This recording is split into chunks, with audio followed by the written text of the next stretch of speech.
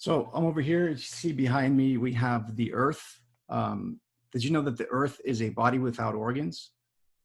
So the Earth, the deterritorialized, the glacial, and the giant molecule is a body without organs. This body without organs is permeated by unformed, unstable matters, by flows in all directions, by free intensities or nomadic singularities, by mad or transitory particles. Do you know that? So I'm reading from Gilles Deleuze's 1,000 Plateaus, Capitalism and Schizophrenia. And what I'm going to attempt to do in this video is work out his idea of the abstract machine.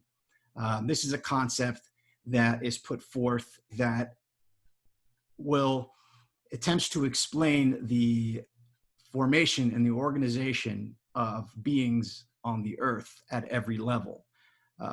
At the physical, the chemical, the mineral level, the organic level, the psychic, linguistic level. So at every level of the hierarchy of the organization of life on Earth, this concept of the abstract machine is used to show how it's abstract enough to be leveraged at every level of organized being, but it's not too abstract where it doesn't make sense. So we're gonna use an example here from, of course, I just read from 1,000 Plateaus, Capitalism, Schizophrenia. I'm gonna probably read from a little bit from the conclusion here of 1,000 Years of Nonlinear History from Manuel de Landa. And I'm gonna bring a little bit from Jeffrey Bell, his book, The Philosophy at the Edge of Chaos, Gilles Deleuze and the Philosophy of Difference. And we're going to use an example here of how we're going to go to the level of the physical level, and we're going to talk through this idea of the abstract machine in regards to making rocks, sedimentary rocks in this case. So how can we think through this? So the abstract machine is the principle, and it is effectuated in terms of how it works, the forces it uses to organize and create beings is through a double articulation. What I'm going to do in this video is going to be part of a probably 2 or 3 part series where I'm going to juxtapose this idea, this concept of the abstract machine with the idea from Eastern Christian orthodoxy of the left and the right hand typologies of Christ in a few of the icons that we'll be looking at. And I'm going to be using the ideas taken from Jonathan Pageau and from his work on symbolism and his work in the Orthodox Arts Journal as well. But first, we're going to get started with this concept of the abstract machine with regards to Gilles Deleuze and his co-author, Deleuze Guattari. So how do sedimentary rocks form, essentially? So I'm going to be reading here from Philosophy at the Edge of Chaos here. So the first example is Deleuze and Guattari's, and it comes from the important 3rd chapter of 1,000 Plateaus, wherein they detail what is meant by a double articulation model. So that's the abstract machine, right? Works in a double articulation model. Think of it in the left and the right hand as well. And we'll talk a little bit more about that. So to clarify this model, they give an example of sedimentation, or the process that lead to the formation of the strata, which is the layer of organized reality, which are sedimentary rocks. So how do sedimentary rocks form through this concept of double articulation, of the abstract machine? So in the first articulation is differentiation, right? You can think of to spread out, right? So to multiply, multiplication, differentiation is, so in the first articulation, a heterogeneous collection of sedimentary material, so little particles of varying size, right, is collected into a layer of largely homogeneous material. The process which filters the heterogeneous material, the different material, the little particles, into a series of largely homogeneous layers is the flow of water, which, depending upon the intensity of the flow, roughly the same size, depending upon the intensity of the flow of water, carries particles at different rates downstream. Particles that are roughly the same size will be carried at the same rate downstream, and hence they will tend to form a generally homogeneous layers as they reach their ultimate destination. So the first articulation has, as Deleuze and Guattari argue, a substance, the sedimentary particles, and a form, which is this process of the homogeneity of the layers, which result as the particles are sorted by the flow of the fluid, which transports them to the sedimentary bed. In the second articulation, so the first articulation, you can think of particles, little sediments, particles that are sorted by the intensity of the water, the river that is moving them into the sedimentary bed. It creates a layer. It's the first articulation. The second articulation, let's see here.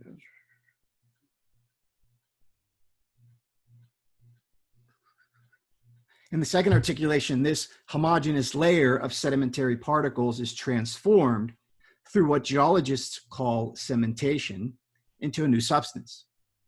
The pores between the particles which were previously filled by fluid become replaced as additional layers increase the gravitational pressure upon lower layers by agents, i.e. silica and hematite in the case of sandstone, which act as a cement that binds the particles and creates a new entity, sedimentary rock, which is the substance.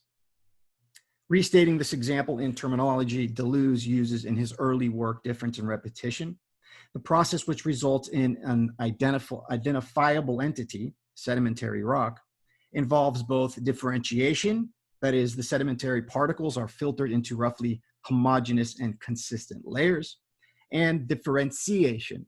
So this is the term differentiation you can think of the term of gathering or collecting. I don't know, he uses these terms that are like the only difference. So differentiation is a multiplicity, a multiplying, a spreading out, and differentiation with a C instead of a T is a process of integration or gathering. So the double articulation is this process of multiplication and integration, right? So I'll read this here again.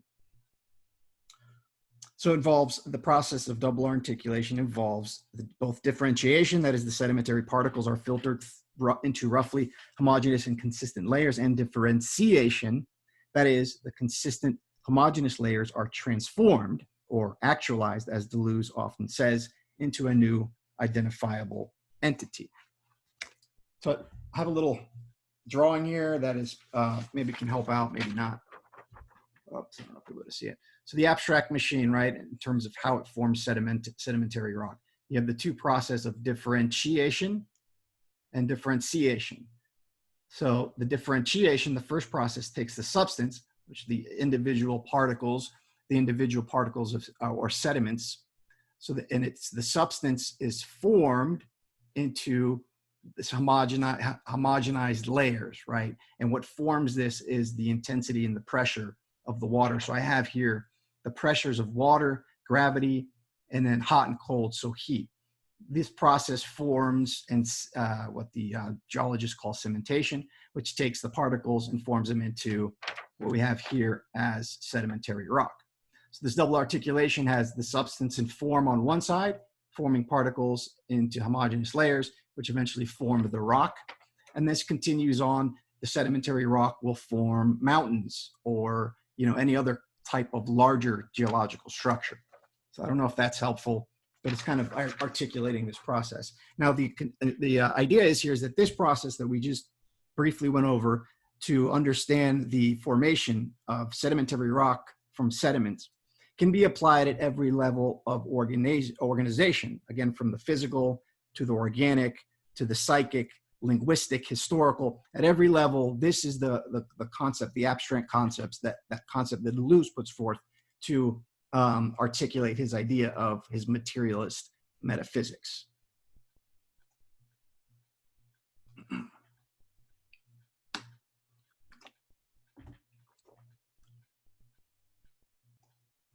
All right, so if we have this idea generally in our head, let me share my screen with you here to, if you got the gist of it, this will probably confuse you nicely a little bit more, but I'm going to share this, this drawing of this process of double articulation, right, to give you an idea of what's going on here. This is a great resource. This author, what's his name here, Mark Newey, he illustrated the almost every chapter from 1,000 Plateaus, working through the concepts. The one that we're going to be looking at here is God is a lobster, right? So you see here it's part of the chapter that we're going to read through here of 10,000 BC, I believe it's called here. So you have here the double articulation process. What you see here is the flows. In our example would be sediment. And we see this double process of sorting and cementing and creating another substance. In this drawing, you see particles forming molecules to form a DNA substance. So again, this is the self-repeating process at every level. Let's read here. This is a quote from 1,000 Plateaus. God is a lobster or a double pincer, a double bind. Not only do strata come at least in pairs, but in a different way, each stratum is a double. It itself has several layers. Each stratum exhibits phenomenon constitutive of double articulation. Articulate twice, B-A, B-A. This is not at all to say that the strata speak or are language-based. Double articulation is so extremely variable that we cannot begin with a general model, only a relatively simple case. The first articulation chooses or deducts from unstable particle flows, metastable molecular or quasi-molecular units, substances, upon which it imposes a statistical order of connections and successions, forms. So they write in a very kind of obscure way. All that is saying is the process that we just discussed in terms of the formation of sedimentary rock. Okay, so next paragraph here from a little bit more down the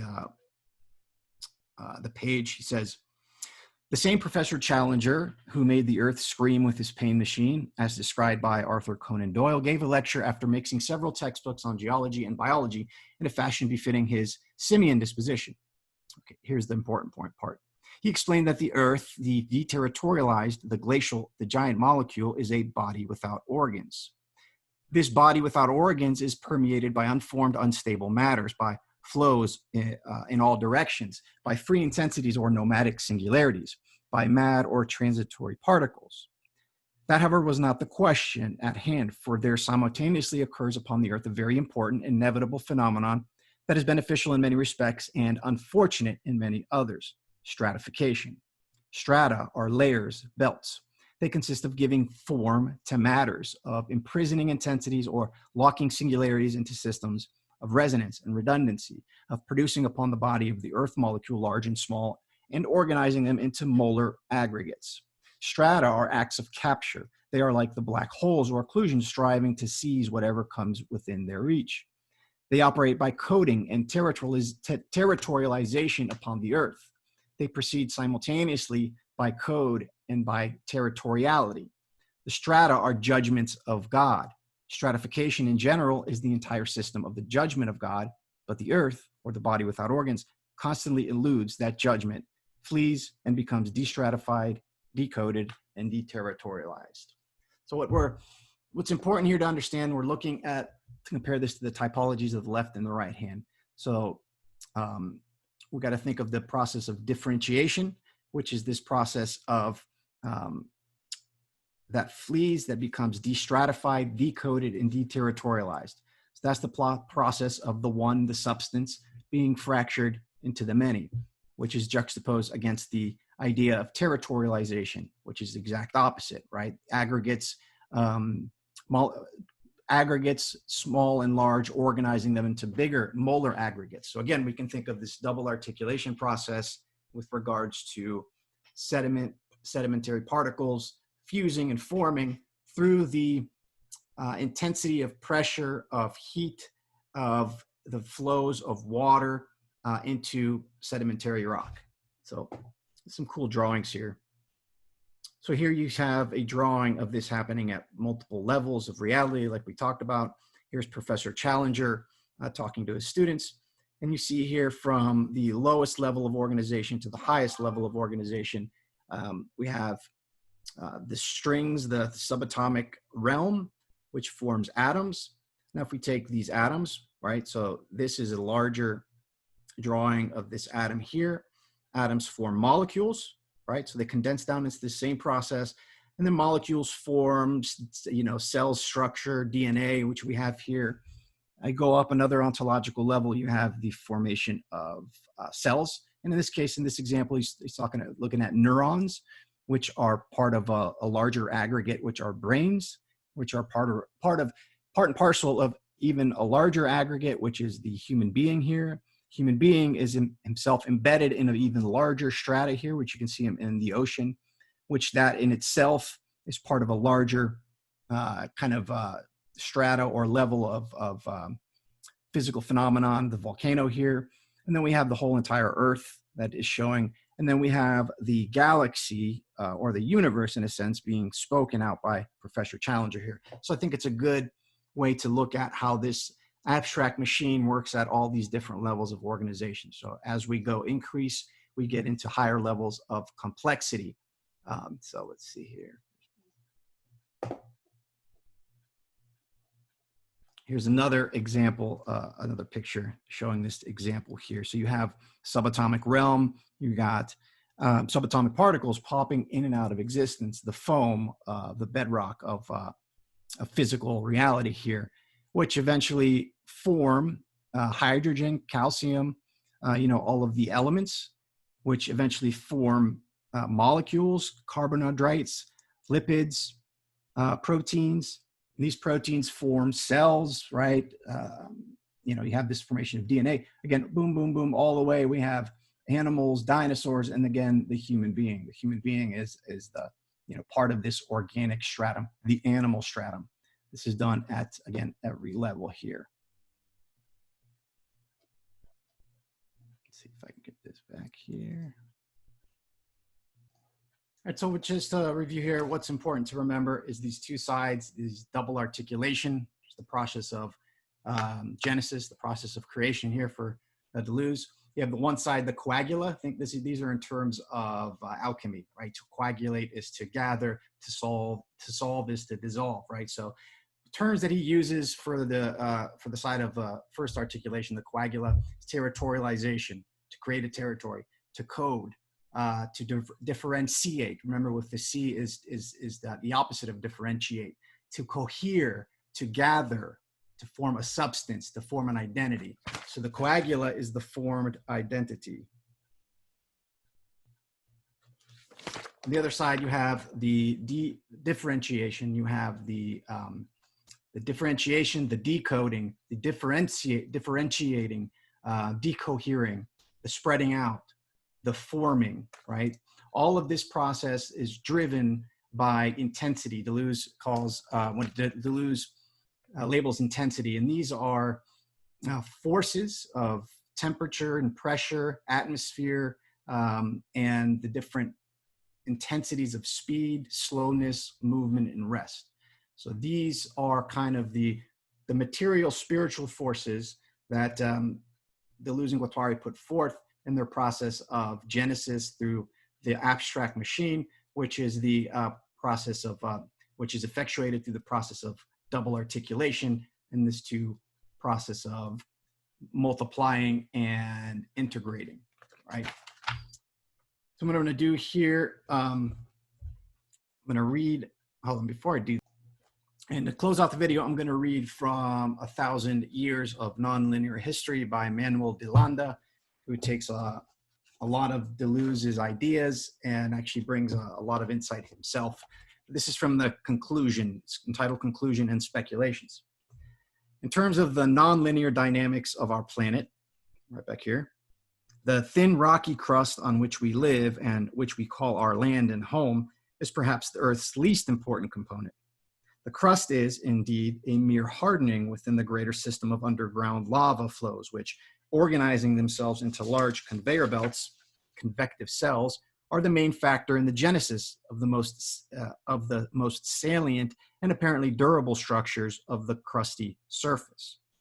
either directly via volcanic activity or indirectly by forcing continental plates to collide, thereby creating the great folded mountain ranges. It is the self-organized activity of lava flows that is at the origin of many geological forms.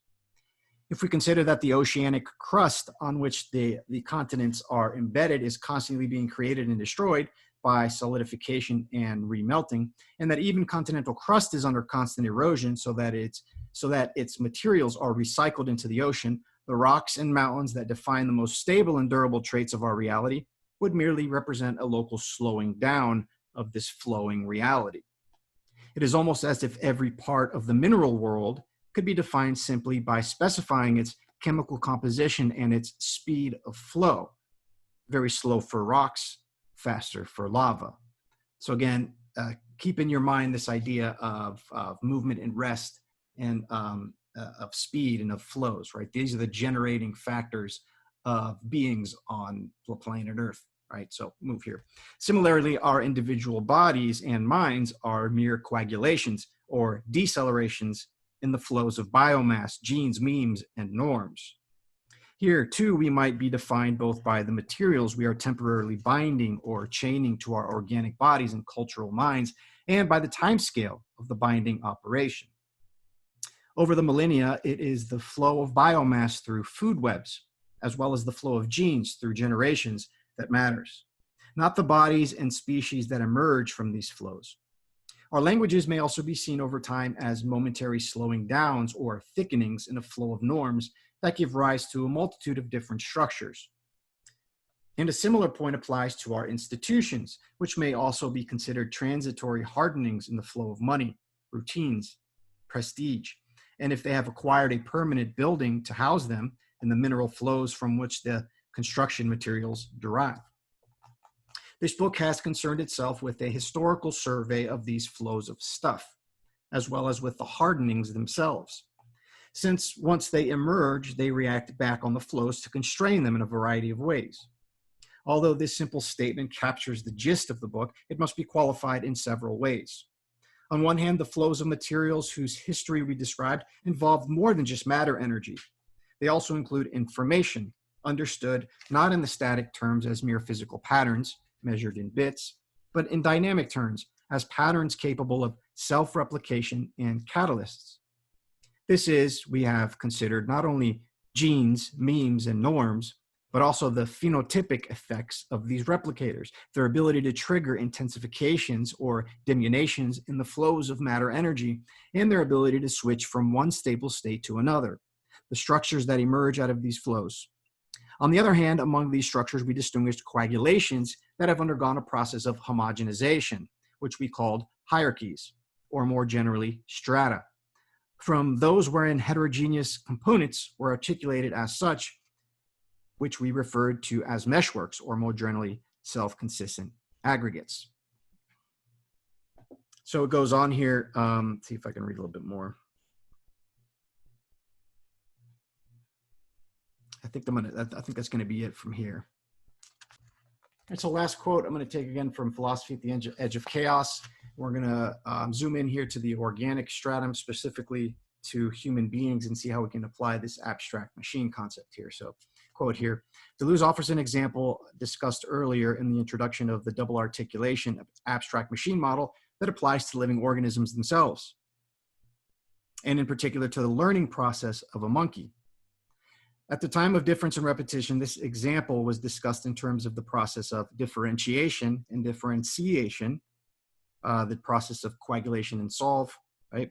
Which, as we have seen, is carried forward largely unchanged in 1,000 Plateaus and What is Philosophy under the terminology of the abstract machine of double articulation. Deleuze describes the example as follows. This is from a quote from 1,000 Plateaus. A monkey is supposed to find food in boxes of one particular color amidst others of various colors. During the test, there comes a paradoxical period during which the number of errors diminishes, even though the monkey does not yet possess the knowledge or truth of a solution in each case. The critical paradoxical, that was the end quote here, continuing, the critical paradoxical period soon gives way to the knowledge, quote unquote, which enables the monkey to eliminate the errors altogether. What occurs in this learning process, according to Deleuze, is that for the solution, for knowledge to arise, what must first be established is a critical phase in which the exploratory behavior acquires a consistency or coherence, which is then capable of an integration, differentiation, that enables a solution.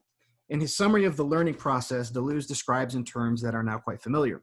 Quote, learning is the appropriate name for the subjective acts carried out when one is confronted with the objectivity of a problem, idea, or what Deleuze calls differential, whereas knowledge designates only the generality of the concepts or the calm possession of a rule, enabling solutions, differentiation. And now he's going to go through a quote here again. So in short, in this example of the monkey, the first articulation, the choices of the monkey, the substance, right, in the process of double articulation here, the substance achieve a critical paradoxical period when the number of errors is reduced, i.e. from relationship between right and wrong choices. And in the second articulation, these reduced errors find the solution which actualizes the rule that accounts for the reduced errors. And with this, the monkey acquires knowledge of the correct choice, substance.